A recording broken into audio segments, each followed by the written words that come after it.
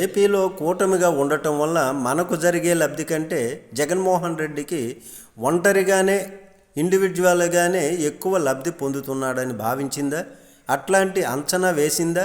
అటువంటి రిపోర్ట్స్ వచ్చాయా? ఆ రిపోర్ట్స్ను బేస్ చేసుకునే జగన్మోహన్ రెడ్డిని మళ్ళీ దగ్గర చేసుకునేందుకు జగన్మోహన్ రెడ్డి మద్దతు పొందేందుకు భారతీయ జనతా పార్టీ ప్రయత్నం చేస్తుందా అనేటటువంటి చర్చ ఇప్పుడు సర్వత్రా జరుగుతోంది. దీనిలో భాగంగానే కాల్ వచ్చింది.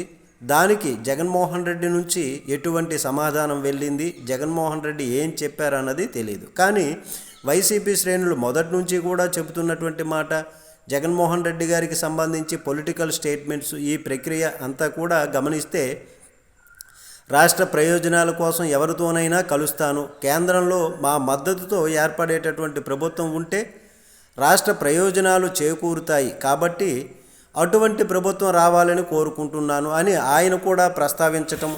అలాగే మొత్తంగా చూస్తే భారతీయ జనతా పార్టీ అభ్యర్థన మేరకు రాష్ట్ర ప్రయోజనాల దృష్టిలో ఉంచుకొని జగన్మోహన్ రెడ్డి కూడా మద్దతు తెలిపే అవకాశం లేదని కొట్టిపారేయలేం.